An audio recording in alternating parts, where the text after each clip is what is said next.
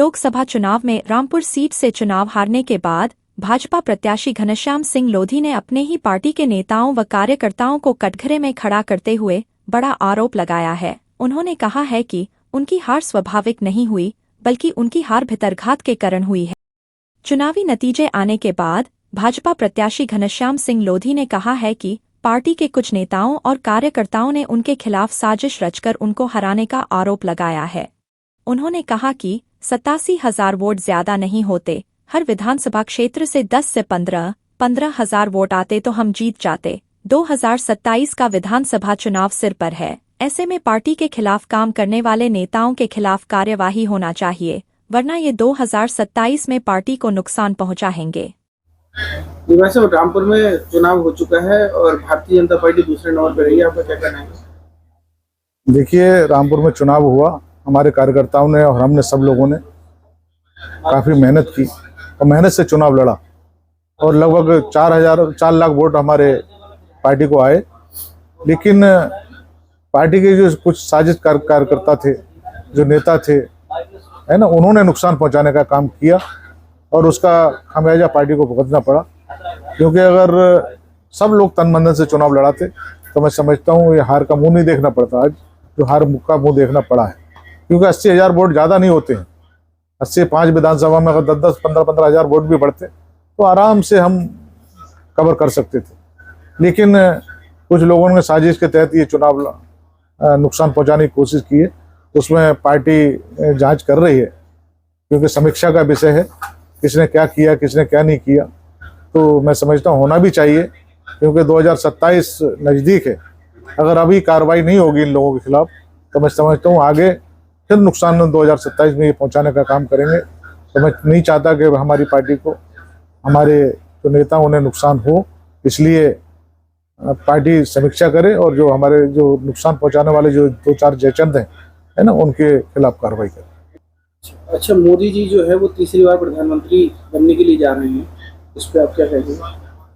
देखिए, माननीय मोदी जी तीसरी बार देश के प्रधानमंत्री बनने हैं। सभी खुशी का माहौल है पूरे देश में, हर कार्यकर्ता खुश है, क्योंकि माननीय मोदी जी जैसी शख्सियत जो तीसरी बार देश का प्रधानमंत्री बनने जा रही है, मैं समझता हूँ 10 वर्षों में हमारे देश को उस ऊंचाई तक पहुँचाया जिससे हमारे देश को उम्मीद भी नहीं थी।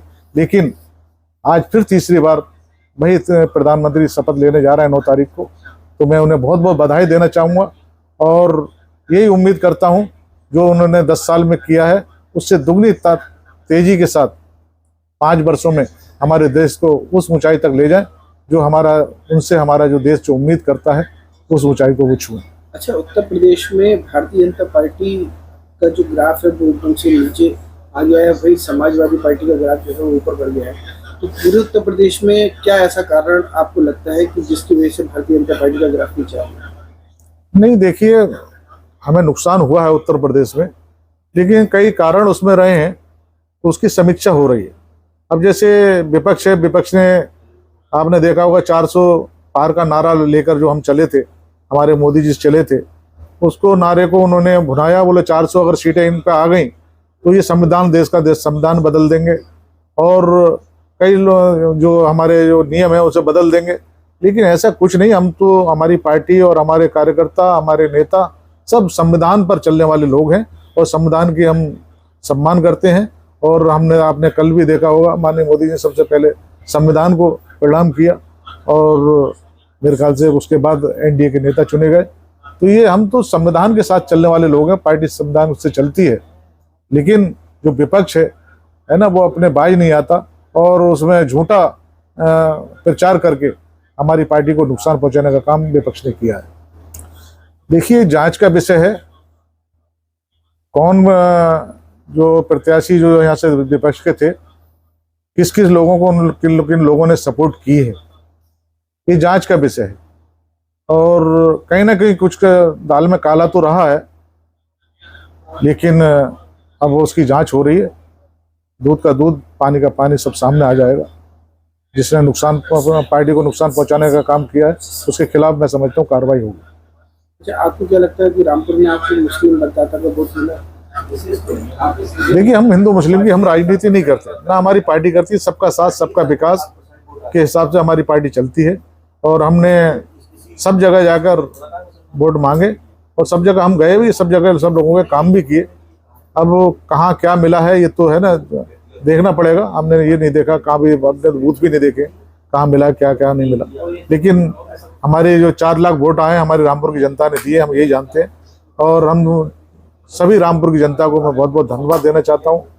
भले ही हम चुनाव हार गए, लेकिन 4 लाख वोट बहुत बड़ी हैसियत रखते हैं, क्योंकि 4 लाख लोगों का प्यार मुझे मिला है और 4 लाख लोगों ने मुझे आशीर्वाद दिया है।